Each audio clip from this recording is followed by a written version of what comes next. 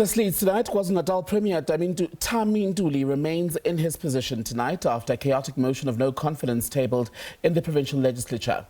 The motion, which was sponsored by the official provincial opposition, the uMkhonto weSizwe party, was supported by the economic freedom fighters. The MKP says the no-confidence motion was motivated by Ntuli's alleged misuse of taxpayers' money after a recent trip to New York. They've also accused him of poor leadership and a worsening state of joblessness, among other youth-related problems and failures in the province, also problems around the infrastructure budget.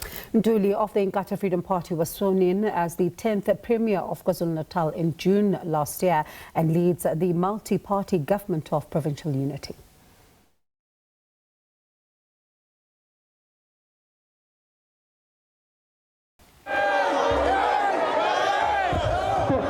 Madam Speaker, the voting results are as follows: 40 members against the motion. No other votes recorded. Thank you.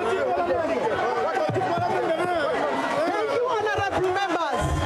The motion has failed. Honorable Ntuli remains the Premier. The House is adjourned.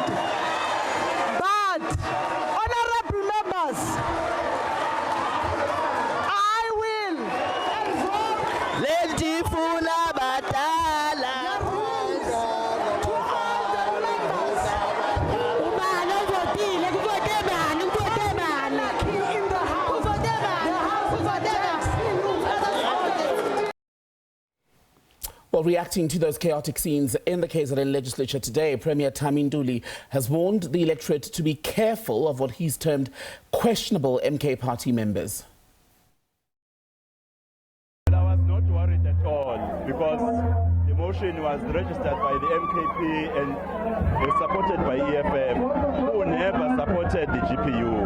When the executive was elected, they never voted for the executive. And along the way, they've never said they have a vote of confidence. So it was not a new thing. It was absolutely creating chaos. What is unfortunate, what is painful, is what I saw, the GBV at its highest level. When the speaker was physically attacked, when he was saying we are just consolidating for the 365 activism against gender-based violence.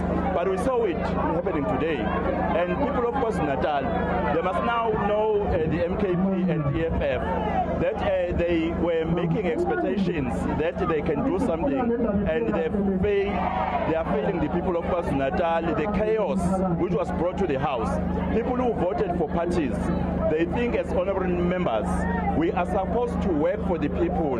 We are supposed to ensure that we discuss policies that will change the lives of the people, not to fight for positions and powers, not in fact to create kind of the chaos which was there. All right, let's stay with this particular story now and speak to Zakhele Ndlovu, political analyst from the University of KwaZulu-Natal. A very good evening to you, and thank you so much for your time, Mr. Ndlovu. Last week, when one was speaking to a number of political analysts, they were talking about how this could go either way as far as the voting is concerned. But did you envision the chaos that the legislature descended into today?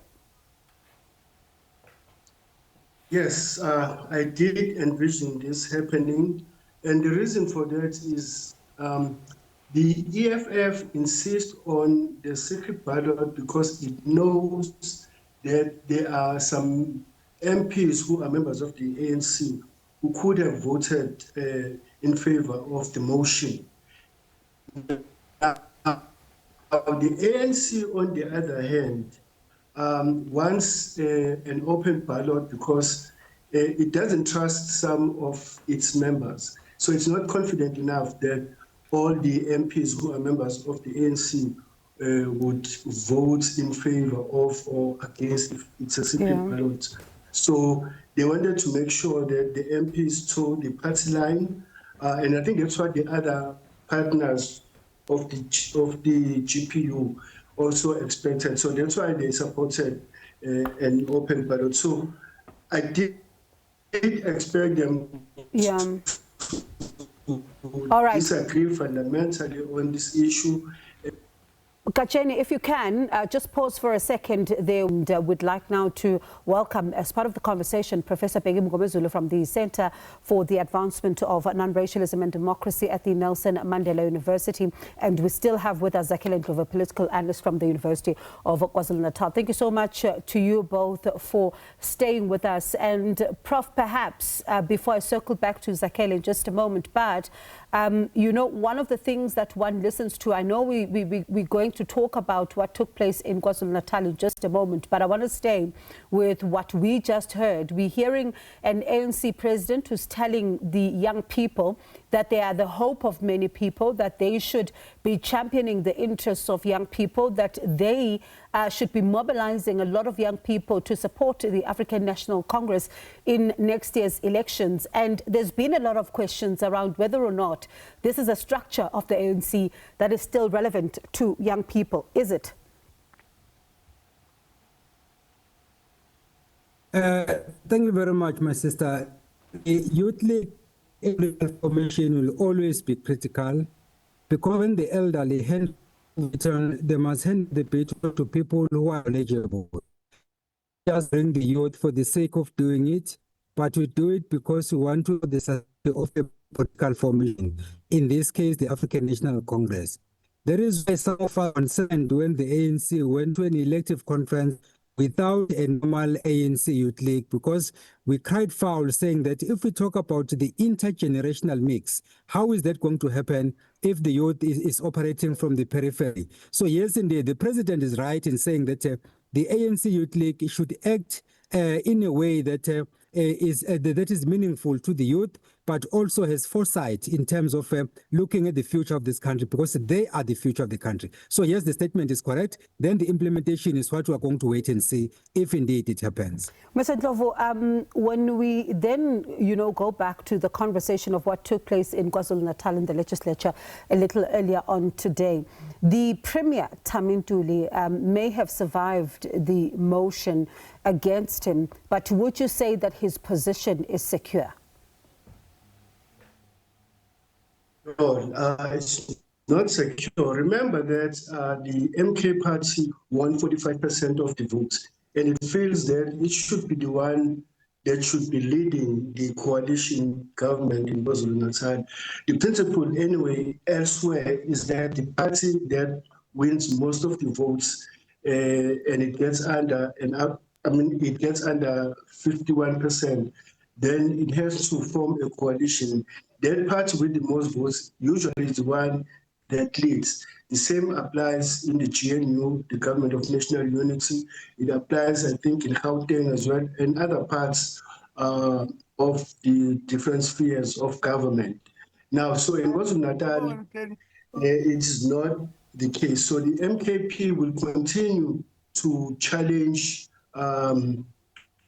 Ntuli's leadership, because it strongly feels that it should be the one that is in charge of the coalition government in KwaZulu-Natal. So to answer your question, Ntuli's position will continue to be challenged, and I think the MKP really feels that if there is a secret ballot, it stands a chance of winning, because as I indicated earlier on, the MK party strongly believes that some MPs who are members of the ANC would vote in favor of the motion if the ballot was secret.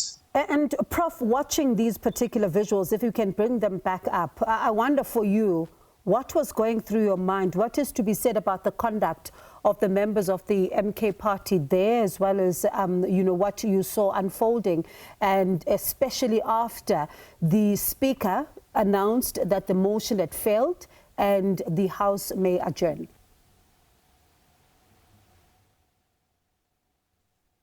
You know, my sister, there are a couple of things that went wrong today.